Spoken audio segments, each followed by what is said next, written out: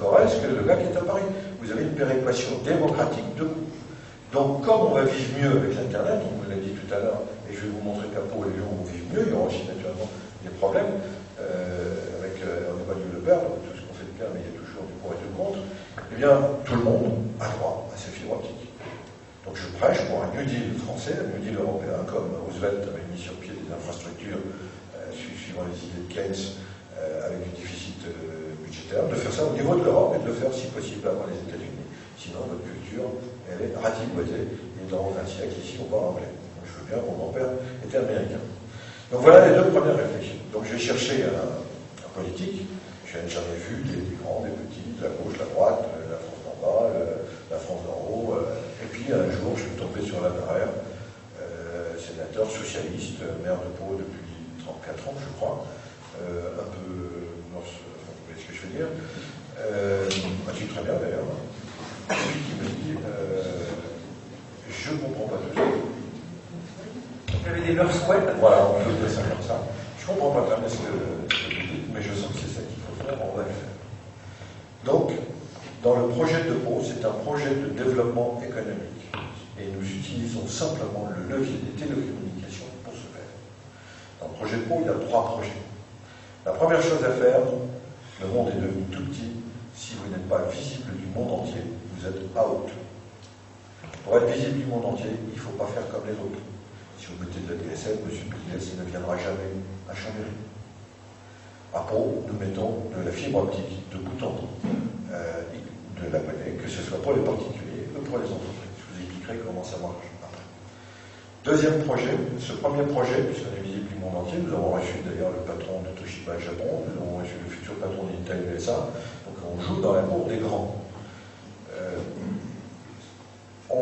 Ce premier projet va générer à Pau la création de 5 à 10 000 emplois en 5 ans.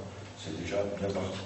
On est en train de piquer des entreprises à Toulouse, nous sur l'Asie, n'a pas encore vu, à Bordeaux, à Lille, etc.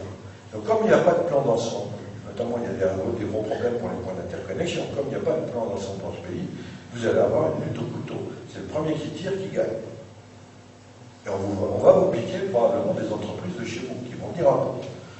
Donc 5 à 10 000 emplois, ça veut dire qu'il va falloir loger entre 10 000 et 25 000 personnes.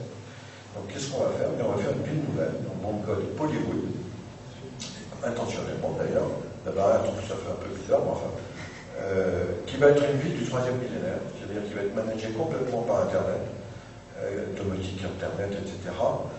Deuxièmement, uniquement des énergies renouvelables, donc le protocole de Kyoto, avec la géothermie, le solaire, les piles hydrogène, etc.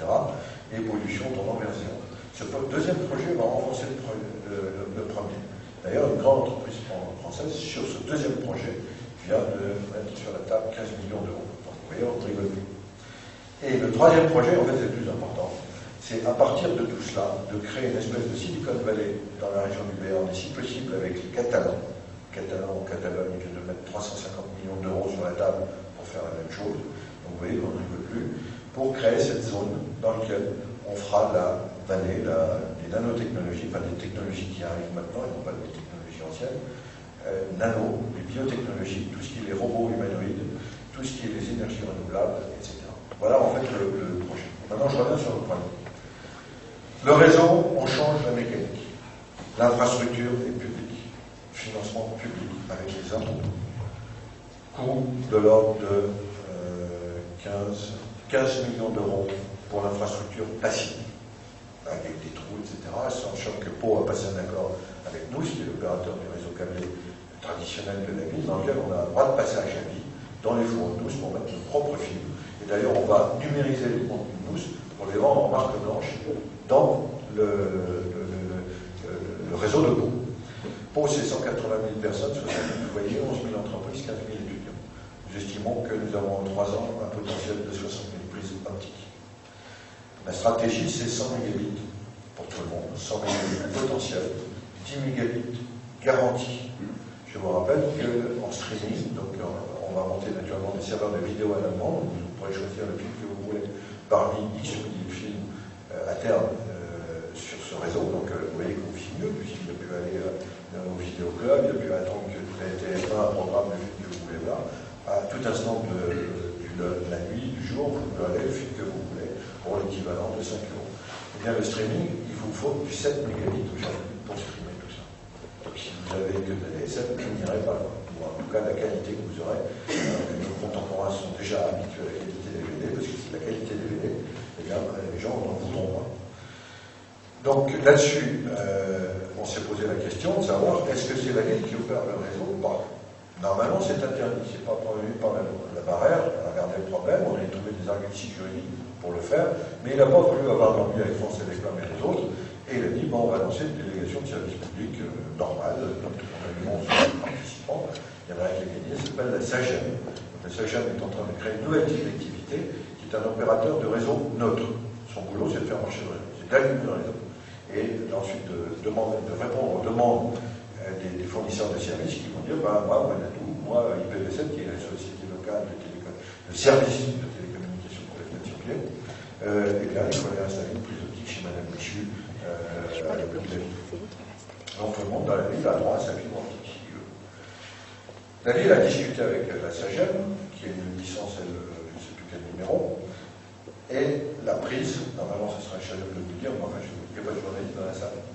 Il n'y a que ça.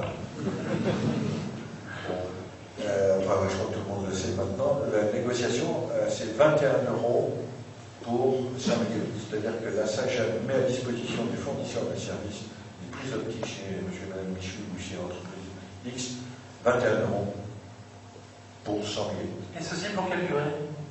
Pour un mois. 21 €. Là-dessus, il y en a une partie qui est reversée à la ville, qui va amortir son réseau en 30 ans, hein, comme les routes. D'ailleurs, les routes, personne ne... Est-ce que vous êtes déjà inquiété de voir le business plan de la route qui passe devant chez vous? Parce qu'évidemment, on dit qu'il faut les réseaux de télécommunications, vous comprenez, le ROI, les loups, etc. Non, vous n'êtes jamais inquiété de ça. Ben, vous avez raison, parce qu'il n'y en a pas. Et bien là, c'est pareil. Il n'y en a pas non plus.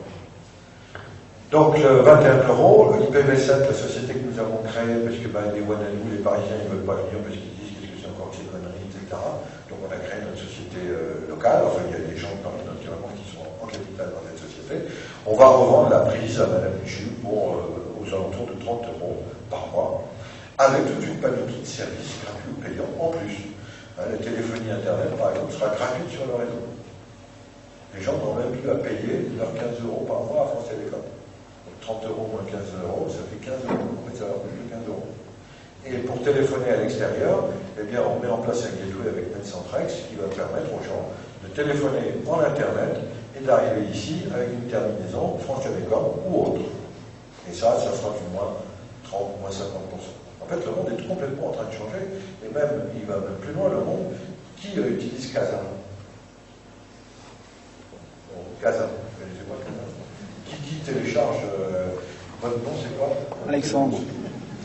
Là, c'est ce qu'on appelle du peer-to-peer. Il n'y a pas de serveur central, c'est d'ordinateur à ordinateur, et les gens s'échangent, se piratent des fichiers de musique.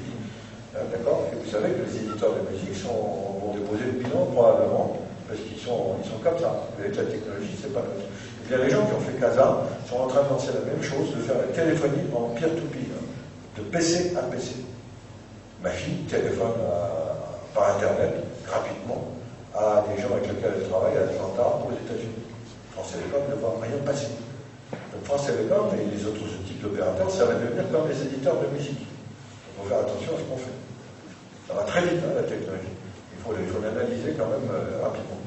Donc la téléphonie plaît, la vidéo à l'allemand, la visiophonie, donc du travail collaboratif visiophonique avec des concepts d'agence virtuelle pour banques, pour agents immobiliers, pour tout ce que vous voulez. Un data center, nous montons avec IBM un data center, c'est-à-dire que les entreprises, ça va leur coûter 2 fois moins cher de stocker leurs propres données sécurisées sur le data center que chez elles. Nous montons un grid. C'est quoi un grid? Eh bien, nous allons mettre probablement à la disposition des Palois entre 30 et 60 000 PC à 10 € par mois, avec un 20 giga en disque, etc. PC dernier cri, hein, avec le business de Microsoft, là, vous savez où ça marche avec une télécommande. Madame Michu, elle ne veut pas être décompensée, c'est une télécommande, je veux voir mes films, mes photos, mes machins, mes vidéos. Donc c'est extrêmement simple d'utilisation. Et nous allons, grâce au réseau, puisque nous avons beaucoup de débit, nous allons revendre cette puissance de calcul la nuit, parce que les ordinateurs, ben, ils ne fonctionnent pas. Ben, ici, les ordinateurs, ils ne fonctionnent pas là. Pourtant, il y a une CPU qui ne sert à rien. Et un microprocesseur qui ne sert à rien. Donc vous mettez 30 000 PC, ben vous avez la puissance d'un Cray-1, et nous allons rendre cette puissance de calcul à F pour ces calculs sismiques, au banc, pour les calculs de risque, etc. Donc les gens de gros vont gagner des sous avec leur PC. Et que la nature humaine est un peu buggée, donc il faut savoir apprendre par les bugs. On va dire, Madame Michel, si vous prenez le PC, vous vous faites former avec la formation à la barrière, avec un permis et tout, et ben ça va vous rapporter des sous. Ensuite, on met en place toute une structure pour créer un monde nouveau, en fait. Concernant la e-santé, ça va très vite dans ces domaines-là. Équiper les médecins de tablettes PC de NAC avec Internet dedans, j'en ai une dans ma serviette, je pourrais vous montrer tout à l'heure. Et surtout, des nouveaux concepts qui arrivent, comme ici ils appellent de l'intelligence ambiante. C'est-à-dire que vous allez avoir des objets qui vont se parler entre eux. La canicule, vous vous souvenez ce qui s'est passé, il y a des tas de gens, des tas de papy mamie qui sont seuls chez eux. Eh bien, avec ces technologies, à condition d'avoir du très haut débit, eh bien, ils vont vivre mieux. Les analyses médicales vont pouvoir être faites à domicile, en sans fil, si je puis dire. Avec la visiophonie, ils pourront se visiophoner entre eux, etc., etc. Nous montons ensuite un cluster automobile, c'est-à-dire que nous allons faire de Pau, nous allons essayer de faire de Pau la capitale mondiale de la voiture intelligente, avec les fabricants de voitures, etc. Même chose pour l'université. La Barrière va annoncer en novembre la création de l'Association mondiale des territoires à très haut débit et intelligents qui ont plus de 10 mégabits chez eux. Donc pour rentrer dans cette association, il faut avoir plus de 10 mégabits. Donc il y a Ottawa, il y a Stockholm, il y a Eindhoven, il y a la Malaisie, il y a Rappo, il y a Milan, Genève aussi qui s'y met, probablement l'État du Colorado, les États-Unis qui vont faire comme un pot, etc. Et ce qu'on va faire entre nous, c'est l'université du 3e millénaire, parce qu'on va mettre tout le savoir humain, on va essayer de mettre tout le savoir humain en 3D.